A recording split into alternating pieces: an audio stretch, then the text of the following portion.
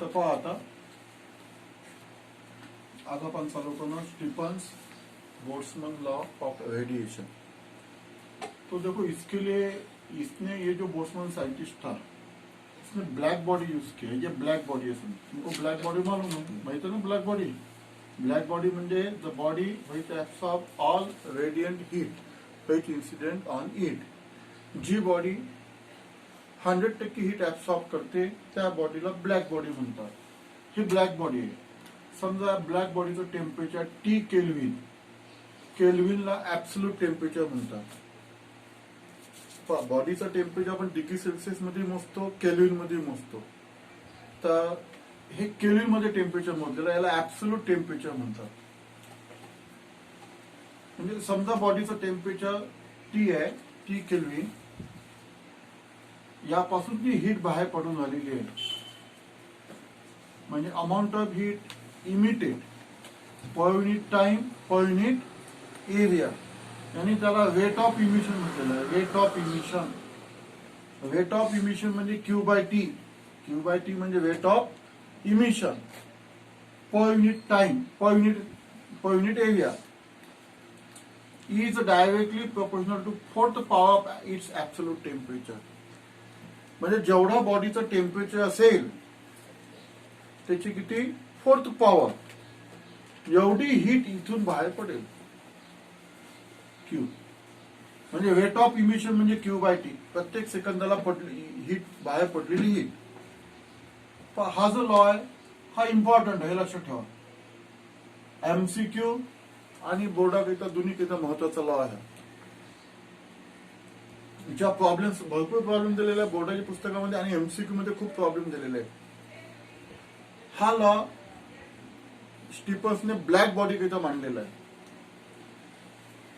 Black body तुम्हाला माहिती आहे, जे बॉडी 100% हीट ऍब्सॉर्ब करते त्याला ब्लॅक बॉडी म्हणतात। या बॉडीचं टेम्परेचर समजा टी केल्विन आहे, ऍब्सोल्यूट टेम्परेचर आहे। तर या बॉडी पासून जी हीट बाहेर पडून आलेली आहे प्रत्येक सेकंदाला, rate of emission, rate of emission यानी Q by T per unit area from perfect black body is directly proportional to fourth power of its absolute temperature. तो इसको बोलते स्टीफन्स लॉ। इसको क्या बोलते हैं? Stefan's law. The rate of emission असा law आहे तो, rate of emission, rate of emission of radiant energy किंवा heat per unit area, per unit area of perfect black body is directly proportional to fourth power of its absolute temperature, its absolute temperature याला म्हणतात Stephen's Boltzmann law. म्हणजे black body पासून जी heat बाहेर पडेल, black body temperature काय घ्यायचं? T kelvin. टेम्परेचरचं kelvin मध्ये मोजलं तर त्याला ऍब्सोल्यूट टेम्परेचर म्हणतात। तर त्याची फोर्थ पॉवर एवढी हीट बाहेर पडेल असं स्टीफनचं म्हणणं आहे ब्लॅक बॉडी। कारण ब्लॅक बॉडी कशी आहे, ब्लॅक बॉडीची प्रॉपर्टी आपण पाहिलेलं आहे, it is a good absorber, it is a good emitter. किर्चॉफने काय सांगितलेलं आहे? Coefficient of absorption is equal to coefficient of emission. जी बॉडी सगळ्यात जास्त हीट ऍब्सॉर्ब करते तीच बॉडी सगळ्यात जास्त हीट इमिट करते। ब्लॅक बॉडी ही 100% हीट ऍब्सॉर्ब करते म्हणून ब्लॅक बॉडी 100% हीट इमिट करते। त्याच्यावर त्याने नियम दिलेला आहे। तर असं स्टेटमेंट हे लर्न करून टाका। Statement rate of emission of radiant energy per unit area of perfect black body is directly proportional to fourth power of its absolute temperature. म्हणजे R is directly proportional T raise to the power 4। याला capital R ला म्हणतात rate of emission, capital R ला म्हणतात rate of emission. Therefore, I is equal to sigma t raised to the power 4. याला sigma म्हणतात। This constant is known as a Stefan's constant. याला Stefan's constant म्हणतात। Sigma हा जो आहे ना याला स्टीफन्स कॉन्स्टंट म्हणतात. सिग्माला sigma is known as Stefan's constant. समजलं की नाही? या स्टीफन्स कॉन्स्टंट आहे. आर जो आहे आर म्हणजे काय पाहिलेलं आपण rate of emission per unit area. म्हणजेच आर जो आहे R is equal to Q upon AT. R actual काय आहे क्यू बाय एटी आहे. रेट ऑफ इमिशन प्रत्येक सेकंदाला इमिट झालेली heat per unit area. Therefore Q upon AT is equal to sigma T raise to the power 4. Stefan's law आहे. आता SI unit of sigma. सिग्माचं unit कोणतं आहे? Sigma constant आहे. त्याचं नाव आहे स्टीफन्स कॉन्स्टंट. त्याची व्हॅल्यू फिक्स असते. प्रॉब्लेम काही तर फिक्स व्हॅल्यू आहे. Sigma Q upon AT T raise to the power 4 ही सिग्माची आपल्याला किंमत मिळू शकते. याच्यावर युनिट काढू मग आपण आता. काय मग? Joule. SI unit of sigma is काय मग? Heat is measured in joule. Area measured in meter square. Time is measured in second. And temperature measured in Kelvin. Or याला असं लिहू शकता joule metre raise to the power -2 second raise to the power -1 kelvin raise to the power -4 असं लिहू शकता तुम्ही. This is the SI unit of Stephen's constant. और पावरचा फॉर्म्युला काय? Work upon time. पॉवर कशामध्ये मोजतात? Watt. 1 watt is equal to work कशामध्ये मोजतात? हे वर्क आहे joule per second. Joule per सेकंडला आपण काय म्हणू शकतो? वॅट म्हणू शकतो. म्हणून इथे काय मग जूल पर सेकंडची वॅट टाकून दिली आपण. Watt per metre square kelvin raise to the power 4 असे लिहू शकता तुम्ही. और watt metre raise to the power -5 K raise to the power -4 हे सुद्धा होऊ शकते. समजलं ना? This is the SI unit of sigma म्हणजे स्टीफन्स कॉन्स्टंट. सिग्माची जी किंमत असते 5.67 असते. 5.67 10 to the power -8 joule per metre second kelvin raise to the 4 he fix value आहे. प्रॉब्लेम करिता तुम्ही ही वापरायची आहे. तुम्हाला बोर्डाचा प्रॉब्लेम असेल तर ही किंमत तुम्हाला दिलेली असते सिग्माची 5.67. MCQचा प्रॉब्लेम असेल तर दिलेली नसेल तुम्ही अप्रॉक्सिमेट 6 घेऊन हे प्रॉब्लेम स्टीफनचं तुम्ही कॉन्स्टंट आहे. हा कॉन्स्टंट आहे. ही व्हॅल्यू फिक्स आहे. ते युनिट्स काढलेले आहे मी स्टीफनचे. डायमेन्शन कसं काढायचं पहा आता. डायमेन्शन स्टीफन्स कॉन्स्टंटचं डायमेन्शन हे तुम्हाला विचारू शकते. डायमेन्शन ऑफ स्टीफन्स कॉन्स्टंट याच्या MCQ सुद्धा विचारू शकतात तुम्हाला. डायमेन्शन कसं काढायचं? डायमेन्शन साठी पहिले काय करायचं तुम्हाला फॉर्म्युला लागेल. काय फॉर्म्युला स्टीफन्सला? Q upon AT is equal to sigma T raise to the power 4. Q by AT ला काय म्हटलेलं आहे आपण? कॅपिटल आहे rate of emission.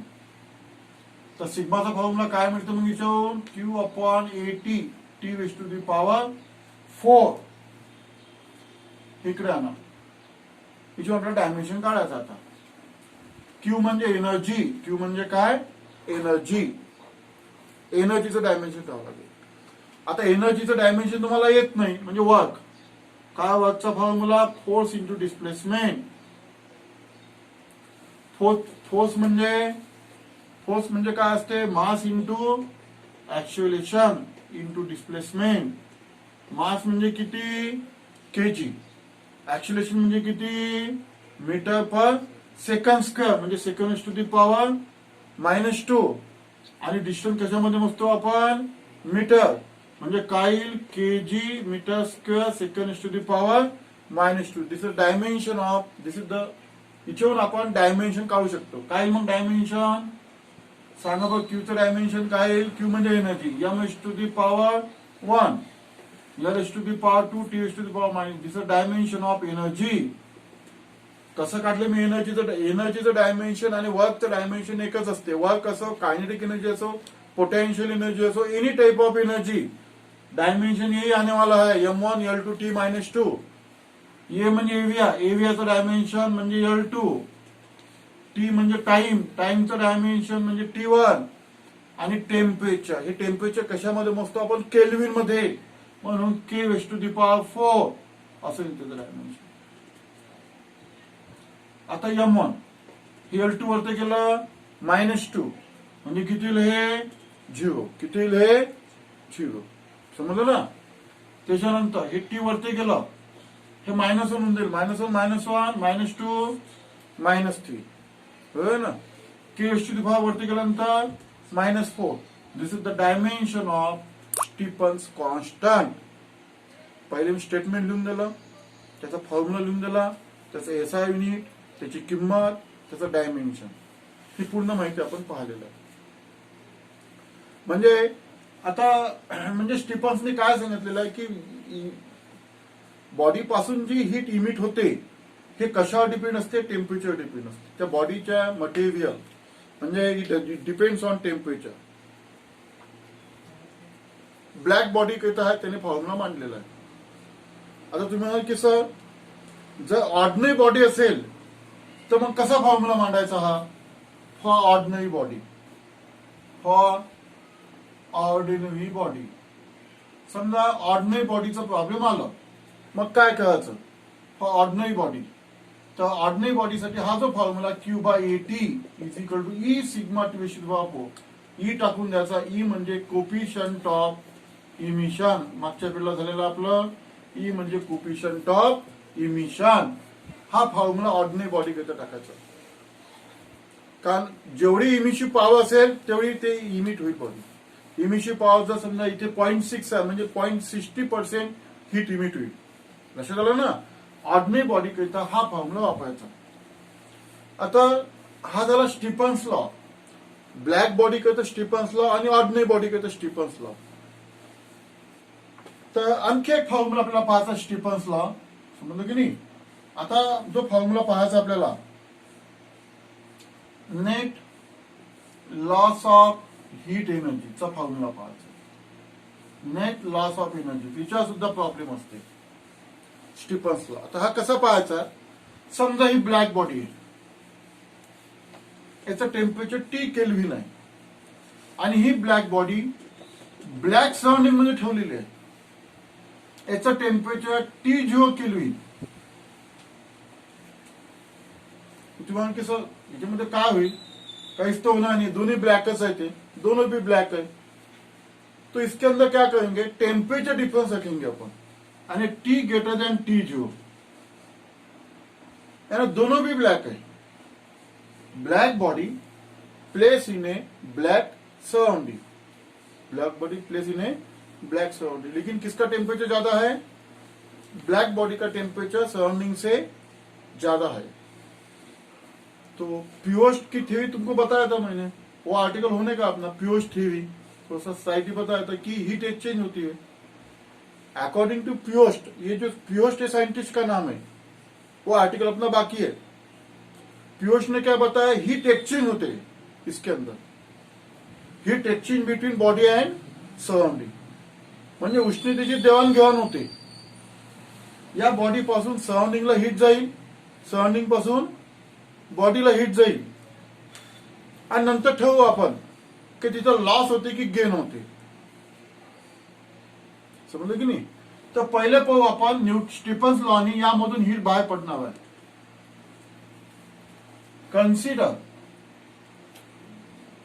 Consider perfect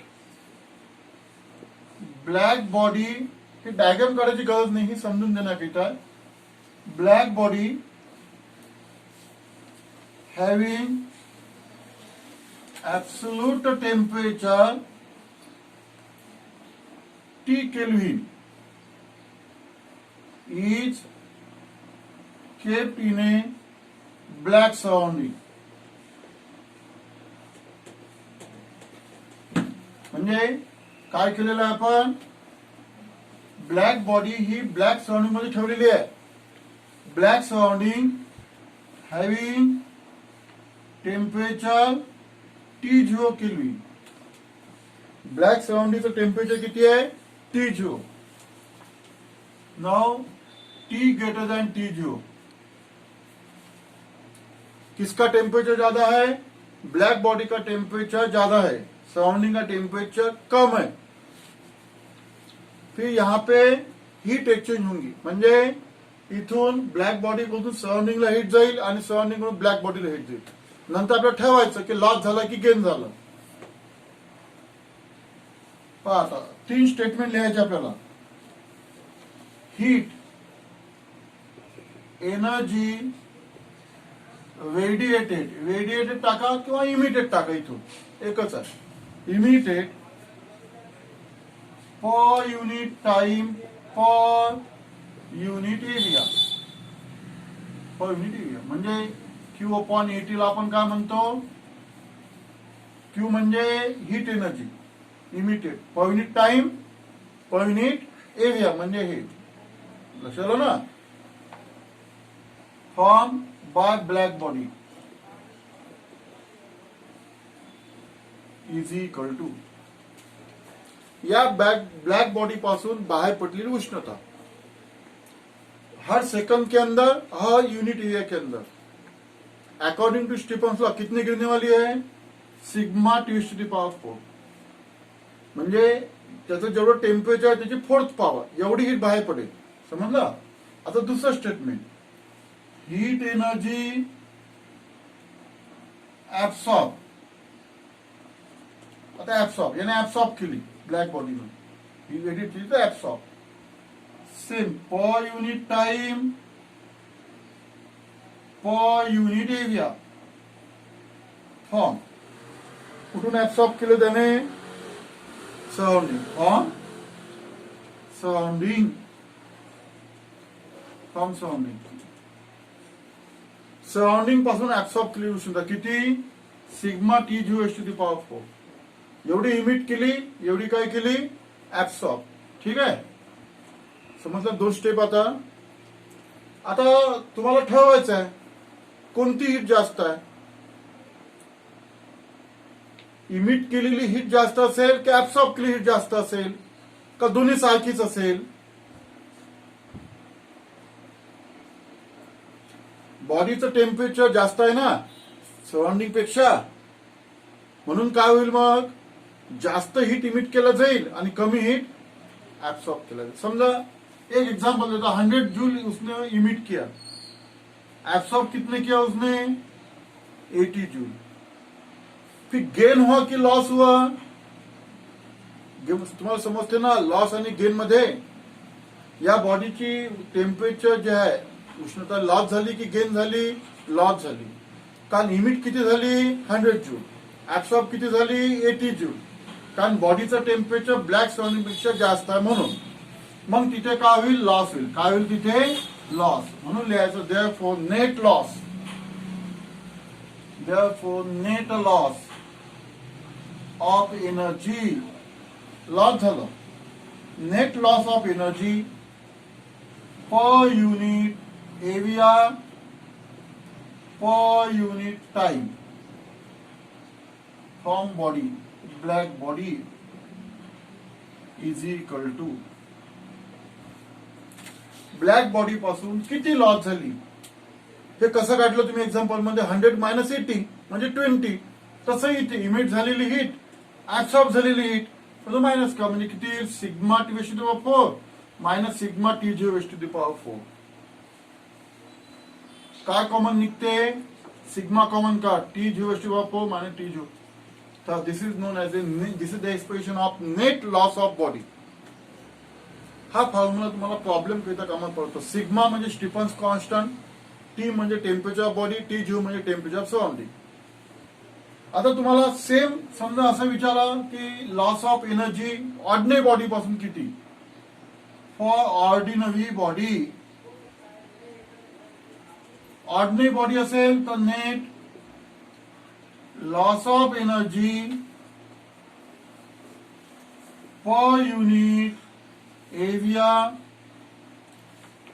per unit time from ordinary body is equal to, फक्त यामध्ये ही टाकून दे, sigma T ratio 4 minus T G ratio 4, संपलं. ऑर्डिनरी बॉडी करता त्यामध्ये ई टाकून द्यायचं. ई म्हणजे कोफिशियंट ऑफ इमिशन, ई म्हणजे coefficient of emission of ordinary body. तर this is last expression of Stefan's law. Stefan's law पहिले आपण ब्लॅक बॉडी कसं मांडलं ते सांगितलं. काय स्टेटमेंट काय सांगितलं होतं, rate of emission per unit area from black body is directly proportional to fourth power of its absolute temperature. Q upon AT is equal to sigma T to the power 4. Ordinary body टाकून द्यायची, म्हणजे coefficient of emission of ordinary body. समजलं ना. जर black body जर black सेवन मध्ये ठेवली तर नेट लॉस ऑफ एक्सप्रेशन हे पाठ करायचं, sigma T to the 4 minus T G to the 4. आणि ऑर्डिनरी बॉडी करिता त्यामध्ये ई टाकून द्यायचं. ठीक आहे.